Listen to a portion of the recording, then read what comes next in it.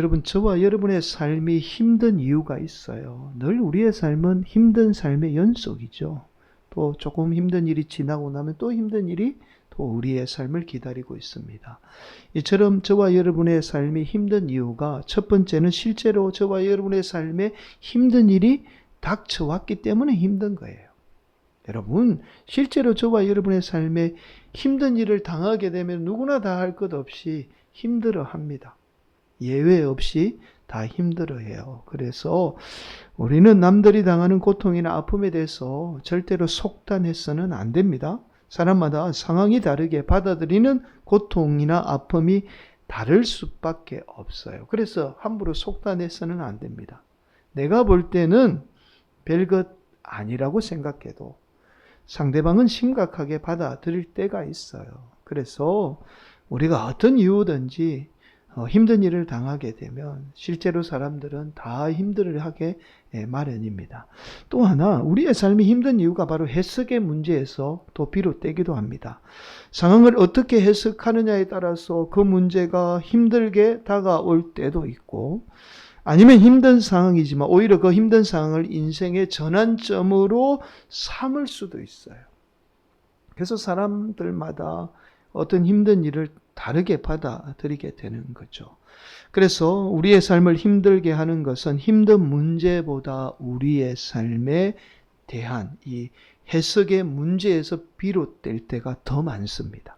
힘든 문제도 있지만, 자, 여러분, 그런데 여기까지 우리가 너무나 잘 알고 있는 말씀이에요. 삶은 해석의 문제다.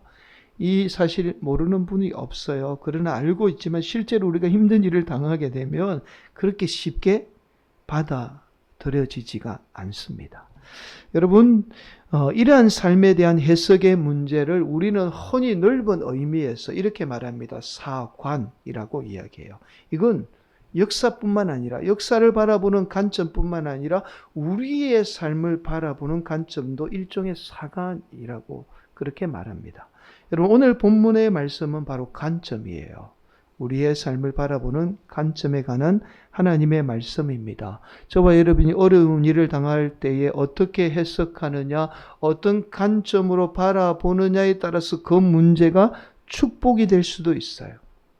그러나 그 삶을 어떻게 바라보느냐, 그 문제를 어떻게 바라보느냐에 따라서 그 문제는 우리를 절망에 빠뜨릴 수 있는 저주가 될 수도 있습니다. 사랑하는 성도들, 오늘도 우리 성도들이 주시는 하나님의 말씀을 붙들어서 우리에게 닥친 지금의 이 어려운 상황을 하나님의 놀라운 축복으로 승화시키는 복된 성도들이 되시기를 간절히 축복합니다. 여러분, 오늘 중요한 말씀 선포됩니다. 늘 매주 우리에게 중요한 말씀이 선포되지만 오늘 말씀 반드시 붙들어서 우리 성도들을 통해서 또 우리 교회를 통해서 하나님의 놀라운 역사가 이루어지기를 간절히 축복합니다. 여러분, 오늘 본문의 말씀은 지난 시간에 초대교회가 돈 문제로, 초대교회도 돈 문제가 있었어요. 돈 문제로 7 집사를 세우게 됩니다. 그 중에 서대반 집사가 공회 앞에 설교한, 많은 사람들에게 설교하고 공회 앞에 설교한 내용입니다. 정확하게 말씀을 드리면 사실은 이 설교 때문에 서대반 집사가 돌에 맞아 죽은 사건을 기록하고 있어요.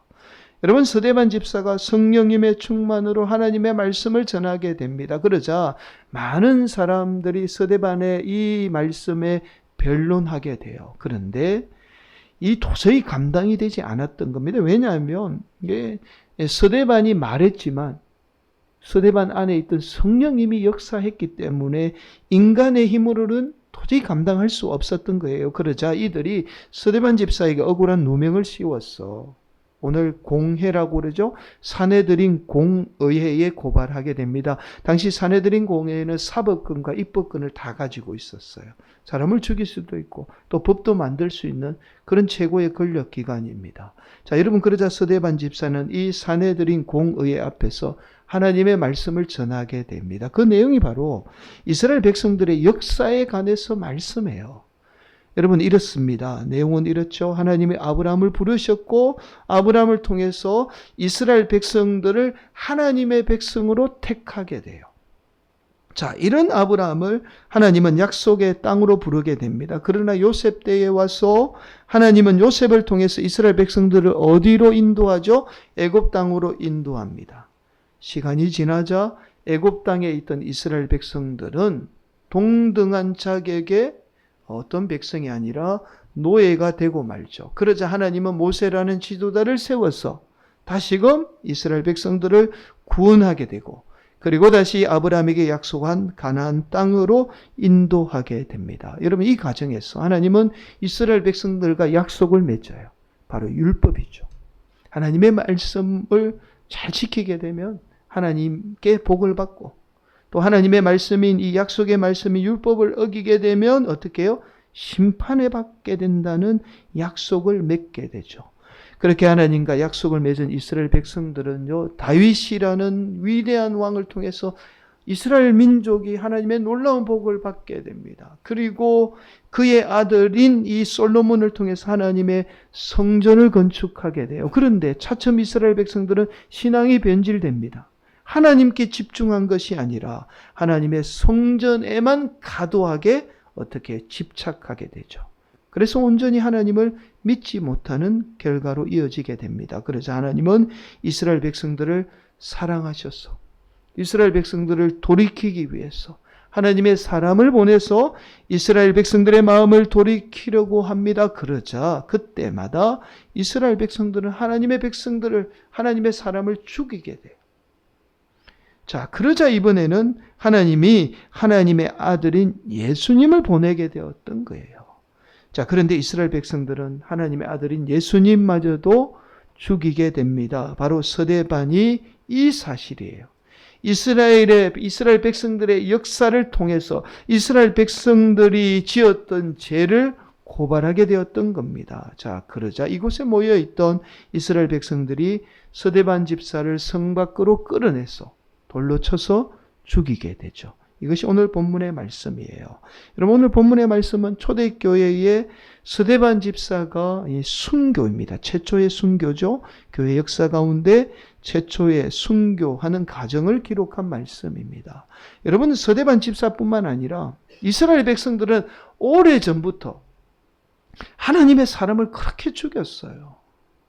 하나님이 보낸 선지자를 죽여왔습니다. 우리가 구약 성경에서 가장 대표적인 선지자가 예레미야 선지자죠.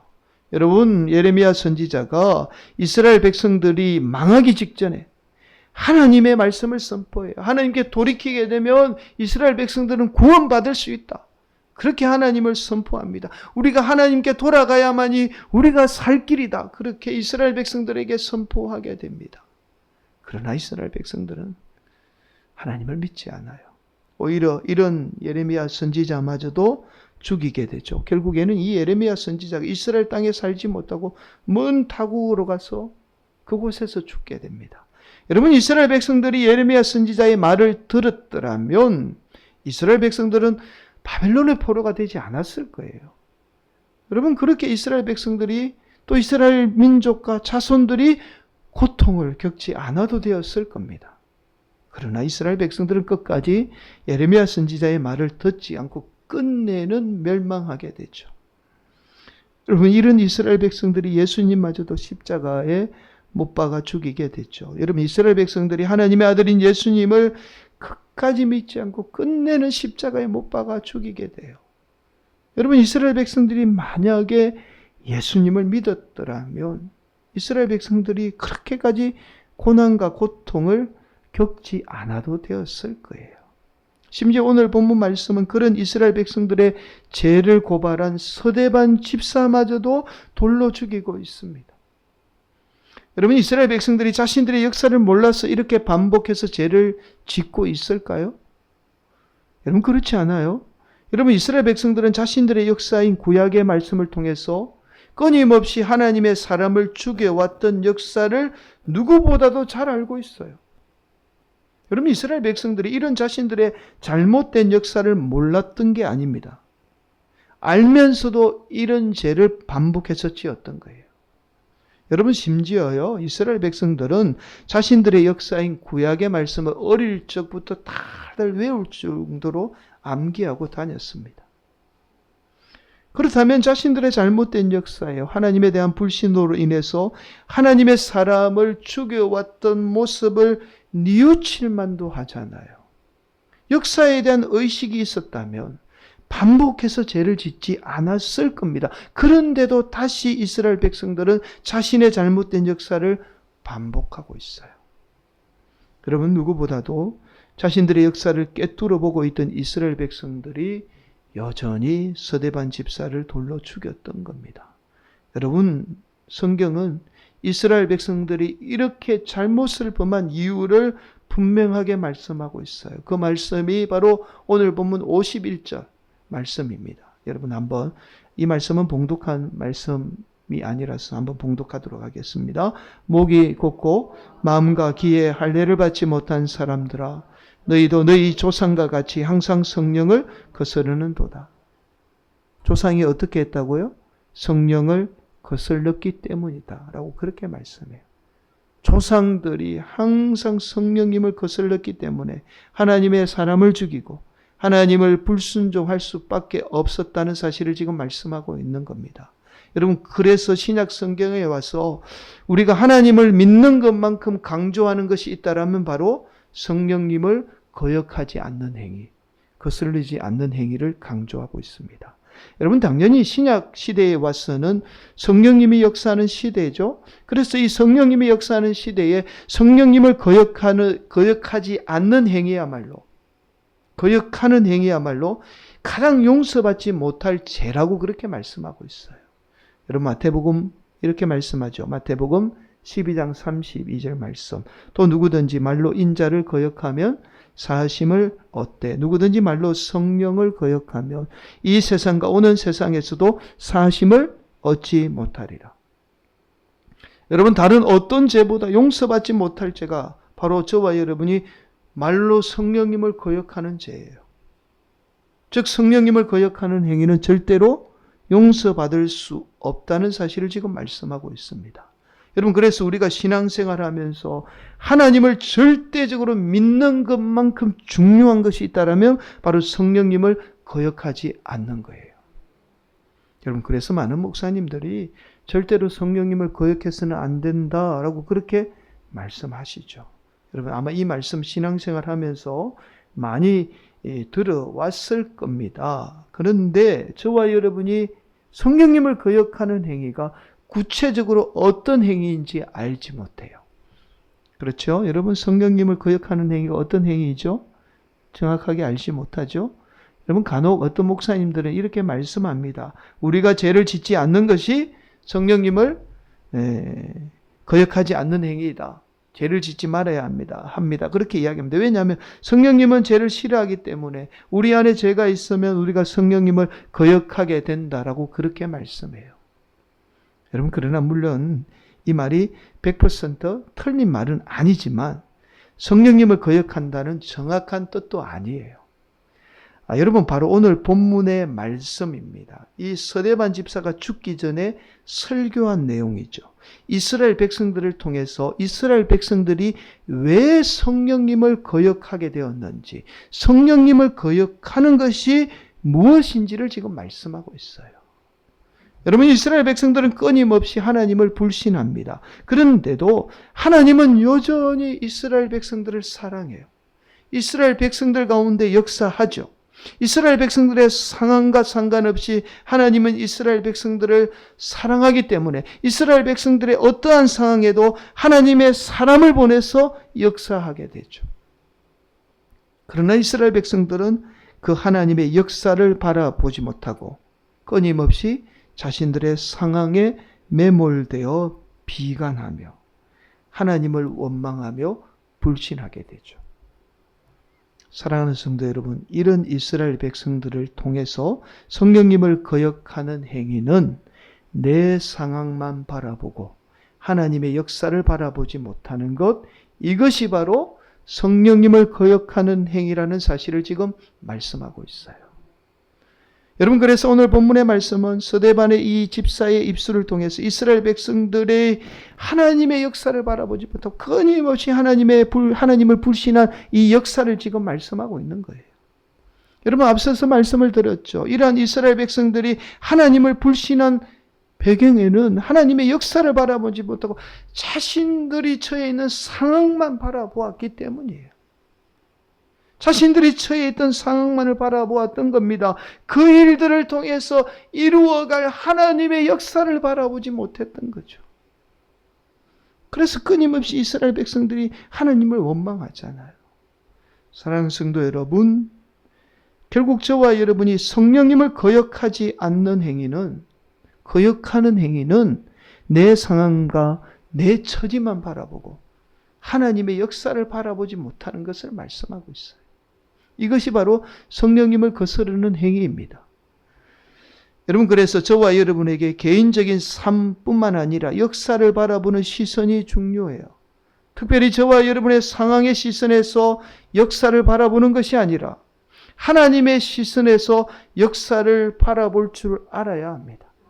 믿음의 성도는 내 시선에서 세상을 바라보며 사는 것이 아니라 하나님의 시선에서 나를 바라보고 세상을 바라보는 것이 너무나 중요해요. 여러분, 에드워드 카라는 역사학자가 있습니다. 이분이 자신의 저서 역사는 무엇인가 라는 책에서 역사에 대해서 이렇게 정의를 내리고 있어요. 역사란 과거의 사실과 현재의 역사가의 대화이다 라고 말합니다. 이 말을 조금 풀어서 설명하면, 여러분, 과거의 역사라는 사실이 있죠. 팩트가 있어요. 그러나 그 팩트가 있지만 사실은 오늘날 역사가가 어떻게 해석하느냐에 따라서 역사는 달라지게 되는 거예요. 그래서 오늘날 저와 여러분이 바라보는 역사는 실제 역사라기보다는 사실은 현재 역사가의 해석의 산물입니다.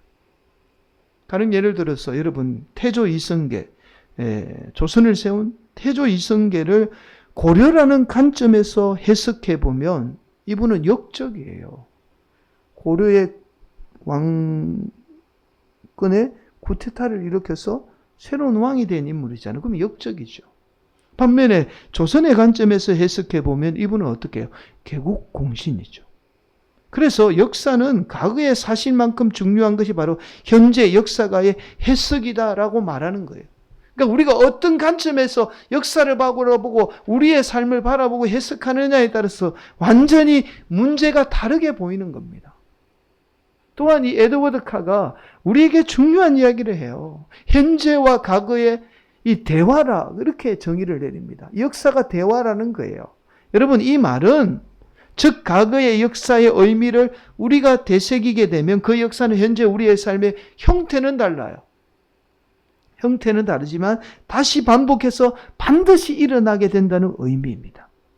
그러니까 우리가 자꾸만 2000년 전에 그 성령님의 역사가 왜 우리의 삶에 일어나지 않는가라고 그렇게 반문하는 이유가 똑같은 형태로 반복된다라는 그 기대감 때문에 그런 거예요.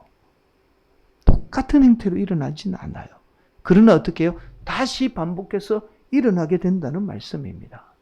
여러분, 저와 여러분이 성령님을 거스르지 않고 끊임없이 하나님의 역사를 바라보아야 하는 이유가 바로 여기에 있어요.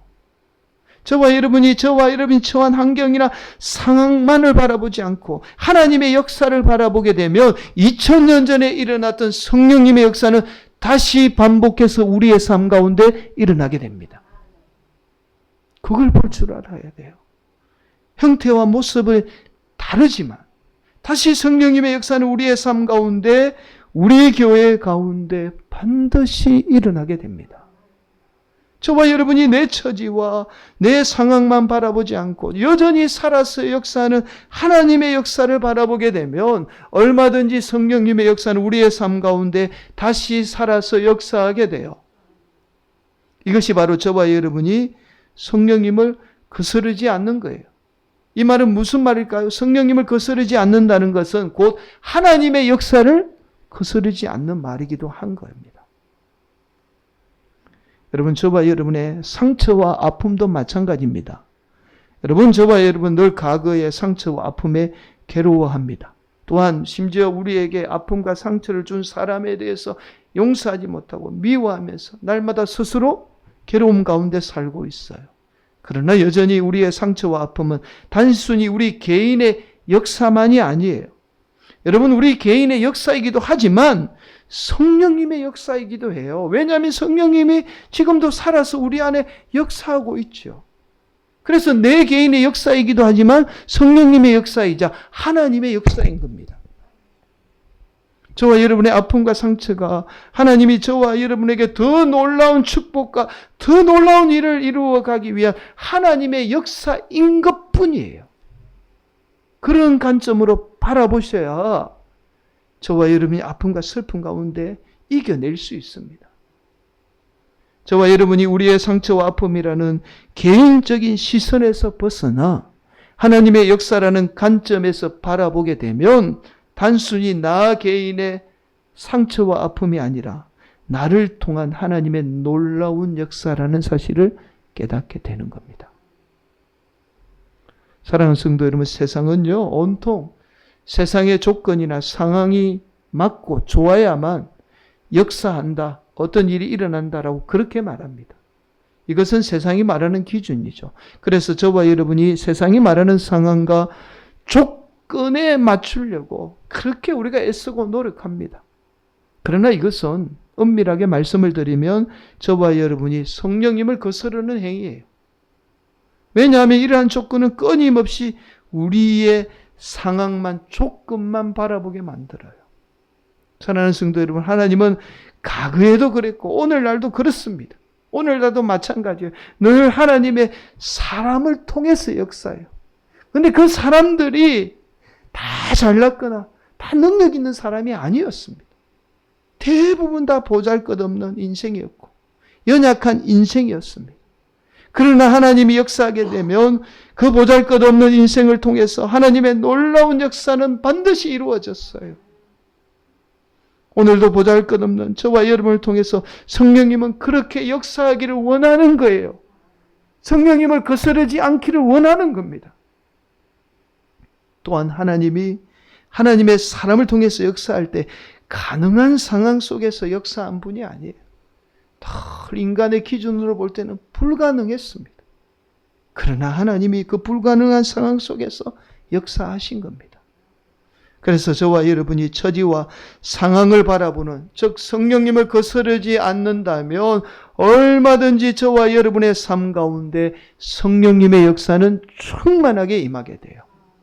사랑하는 성도 여러분, 오늘도 우리 안에 살아서 역사하는 그 성령님의 역사를 거스르지 않는 복된 성도들이 되시기를 간절히 축복합니다. 저와 여러분의 상황을 바라보지 않고 여전히 우리 삶 가운데 살아서 역사하는 하나님의 역사를 바라볼 수 있는 복된 성도들이 되시기를 간절히 축복합니다. 여러분, 가톨릭 이야기를 조금 하겠습니다. 이 가톨릭 신학에 가장 영향을 많이 끼친 인물이 있어요. 프랑스 분인데 앙리 드 리박이라는 분입니다. 우리 개신교에도 많은 영향을 끼친 분이에요. 그래서 제가 지금 말씀을 드리는 겁니다. 이분이 그런데도 우리에게 알려지지 않은 것은 가톨릭 그 신학자이기 때문에 우리에게 많이 알려져 있지는 않습니다. 이분은 이제 가톨릭뿐만 아니라 우리 개신교 신학에 아주 막대한 영향을 미친 분 가운데 하나입니다. 이분이 가톨릭에서 얼마나 유명한 신학자냐 하면 가톨릭에서 가장 중요하게 여기는 공의회가 있어요. 회의가 있습니다.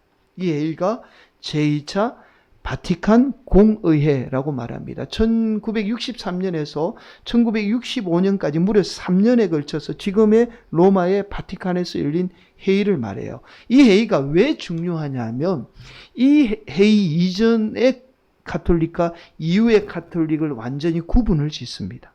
이 이전의 회의는 가극 가톨릭, 이후에는 현대 가톨릭이라고 구분을 지어요. 그러니까 과거의 모든 것을 청산하고 새롭게 가톨릭이 변화되어야 한다. 과거의 모든 잘못을 어떻게 해요? 솔직하게 고백하고 새롭게 출발해야 된다라는 시발점이 된 회의가 이 제2차 바티칸 공의회입니다. 이 공의회를 주도한 인물이 바로 이 앙리 드 리박이라는 신학자입니다. 이 전체 회의를 다 주관하고 새로운 가톨릭으로 변화시킨 분이에요. 그러니까 우리에게 말하면 마치 어떻게 해요? 종교개혁을 일으킨 칼뱅 선생님과 같다고 보시면 돼요. 그만큼 위대한 신학자 중에 한 분입니다. 이분이 쓰신 역작 가운데 아주 유명한 책이 있어요. 두꺼운 책이 있는데 그 책이 바로 역설들이라는 책입니다. 여러분, 이분이 이 책에서 중요한 사실을 이야기해요. 기독교는 역설의 종교다. 지금은 우리가 너무나 잘 알고 있는 이야기지만 당시 1940년대, 50년대는 이 말을 쉽게 할 수 없는 시대에 이런 이야기를 합니다. 기독교는 역설이다. 하나님도 역설이고 예수님도 역설이다라고 그렇게 말해요. 세상이 말하는 기준과는 정반대라는 뜻입니다. 여러분, 성경에서 이렇게 이야기하죠. 내가 약할 때 강함이라. 이게 역설이라는 거예요. 내가 약하고 부족할 때 세상은 어떻게 말해요? 부족하고 약하면 저 사람 아무 쓸데없다라고 이야기하잖아요. 그런데 우리 성경은 그렇게 말씀하지 않아요. 내가 약하고 부족할 때 오히려 하나님의 역사는 강하게 임한다라고 그렇게 말씀합니다. 사랑하는 성도 여러분, 오늘도 하나님은 역설의 하나님입니다. 우리가 부족하면 부족할수록 더 역사하는 분이 우리가 믿는 하나님이에요. 내가 아픔이 있고 상처가 있으면 있을수록 더 역사하시는 분이 우리 하나님. 우리가 볼 수는 없지만 오늘도 우리 성도들이 내 부족한 환경이나 상황만을 바라보지 않고 그 하나님의 역사를 바라볼 수 있는, 성령님을 거스르지 않는 복된 성도들이 되시기를 간절히 축복합니다. 이 하나님의 역설의 역사는 오늘도 우리 성도들을 통해서, 우리 성화교를 통해서 놀라운 역사를 이루어갈 줄 믿습니다. 그 하나님을 바라보는 복된 성도들이 되시기를 간절히 축복합니다.